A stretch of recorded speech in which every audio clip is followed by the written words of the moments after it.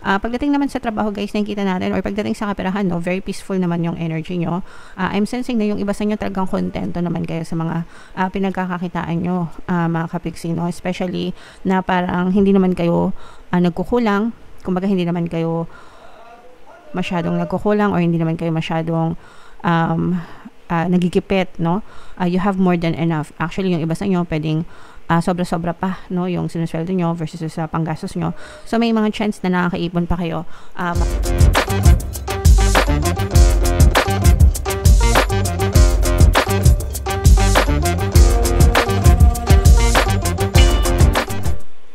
Hello guys, hello mga kabigsi, welcome back to Pinoy Bigsi Tarot. Ang pamagat ng episode natin for tonight is New Moon Kapalaran para ngayong June to July para sa Aries, Sun, Moon, Rising Sign, and Venus.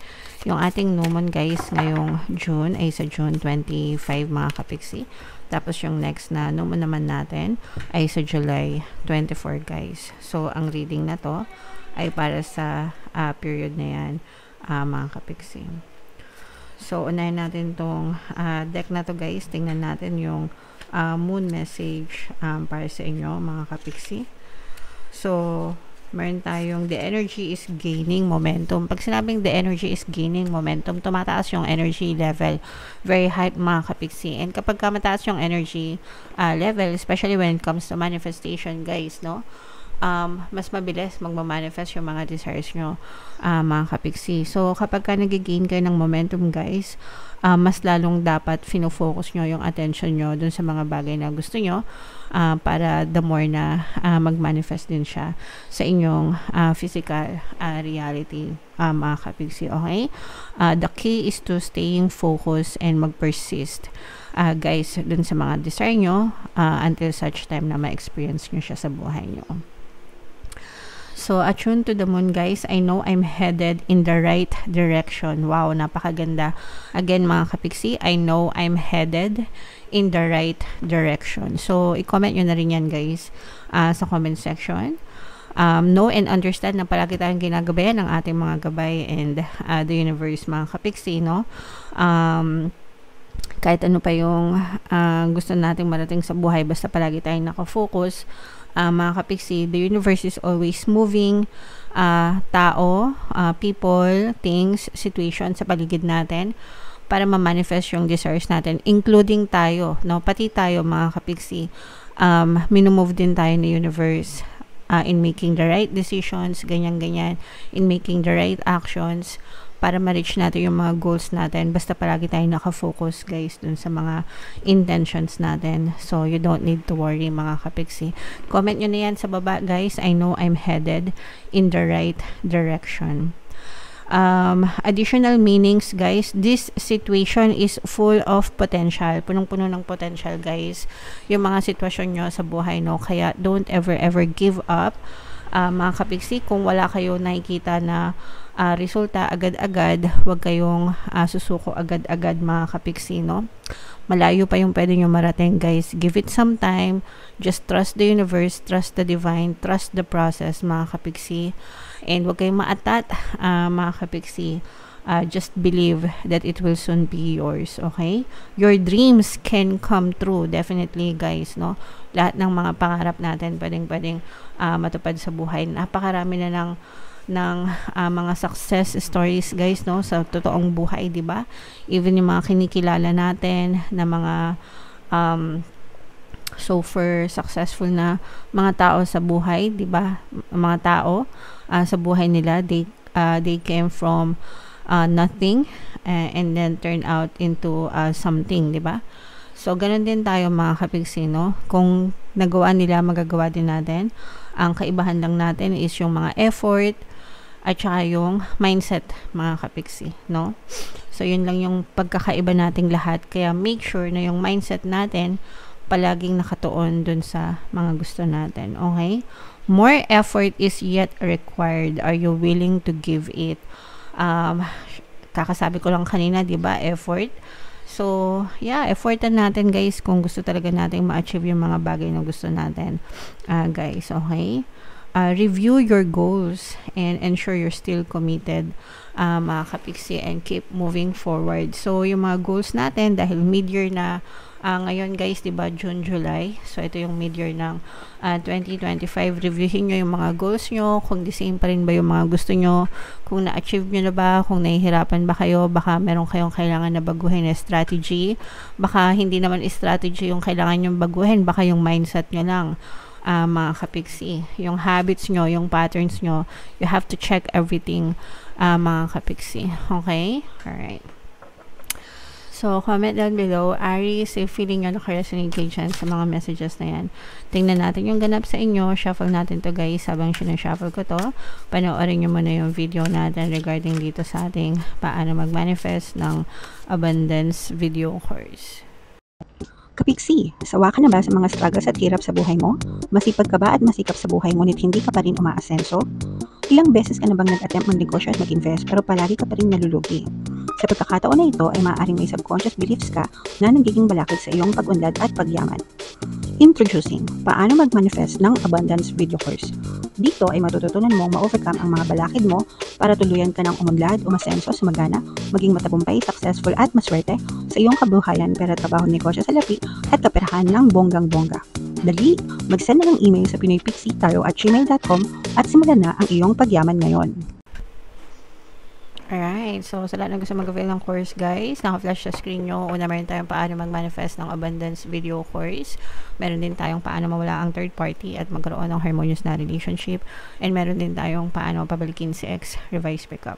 So sa mga interesado guys, mag-send lang kayo ng email sa pinoypixitarot@gmail.com. So, Aries guys, kayo ay represent ng Queen of Wands sa ating spread. Ito yung ating moon energy, mga kapiksi. So, latag natin yung spread nyo guys. And habang nilalatag ko to, mga kapiksi, sa mga naghahanap ng mga pampaswerte na lucky charms, lucky bracelet, may mga items na makikita kayo sa description box nitong video. Check nyo lang yung mga items doon guys. Pwede nyo rin i-check out kung gusto nyo, mga kapiksi.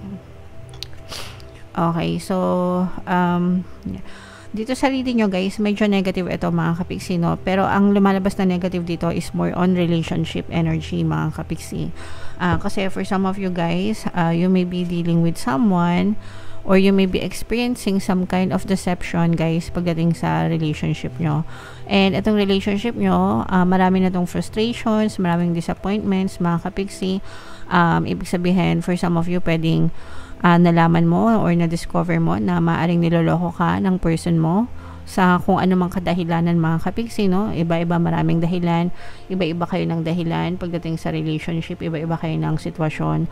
But one thing is for sure, for some of you guys, this is a very deceptive energy. So merong panloloko, pagsisinungaling, may mga tinatago, may mga lies, betrayal, mga kapiksi. And for some of you, parang medyo mabigat na itong problema na pinagdadaanan nyo.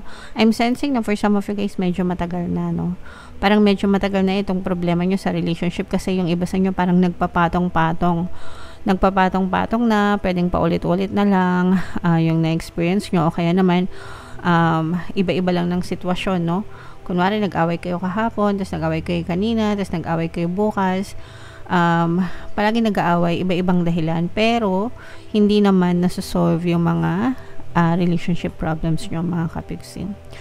So medyo I'm sensing na for some of you, parang kailangan nyo muna ng konting cool off nitong person na to, and mag-focus muna kayo sa sarili nyo, mga kapiksi, no? Kasi hindi siya naaayos, no? So medyo mabigat, bumibigat lang lalo, guys. Sometimes yung konting paghihiwalay or konting cool off, na katulong yun para kumalma yung mga isip nyo, para hindi kayo masyado mag-isip sa mga problema sa relationship. Meron din tayo guys na mga relationship subliminals dito sa ating channel. Pwede yung pakinggan, mga kapiksi, para makatulong sa inyo. For some of you guys, parang tinitake nyo tong oras na to para mag-focus sa inyong sarili, mga kapiksi, at saka nagfo-focus kayo. Yung iba sa inyo, parang dinededman nyo na lang itong problema sa relationship, and nagfo-focus kayo sa mga responsibilities and obligations nyo, excuse me, Especially kung may mga anak na kayo ng person mo, no? Parang doon mo na lang fino-focus yung attention mo sa pagtatrabaho, paghahanap buhay, para maibigay, masustentuhan yung mga pangangailangan ng mga anak nyo or ng pamilya nyo, mga kapiksi. And at the same time, parang therapeutic din yun sa inyo, no? Parang yun na rin yung coping mechanism mo para makasurvive ka, para hindi mo masyadong maisip yung mga problema mo sa relationship. For some of you guys, meron kayong inaantay na good news or balita pagdating sa pagtatrabaho or sa paghahanap buhay.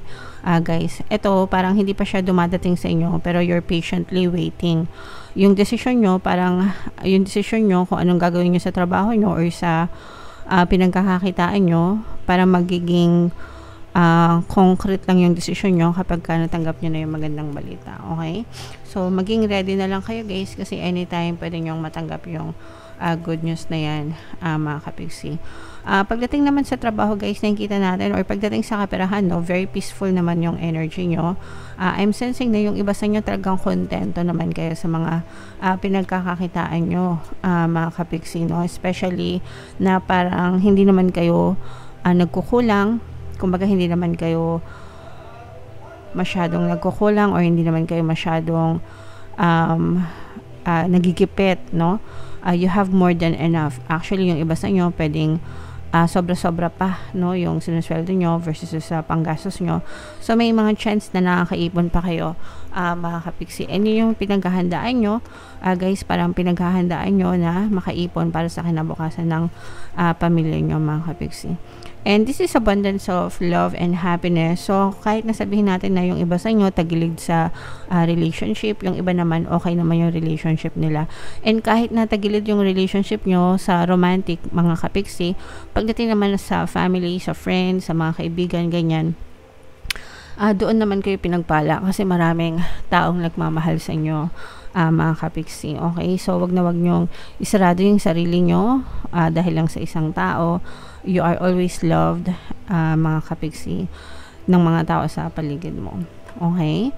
Alright. So, ito guys, i-mind nyo na itong mga magagandang status ng kaperahan, mga kapiksi, at saka itong abundance of love ng mga friends nyo and family. Yan yung mga magagandang energy na nakita natin for you, Aries. Alright? So, comment down below guys if feeling nyo naka-resonate kayo. And for more tarot readings, ito yung playlist nyo.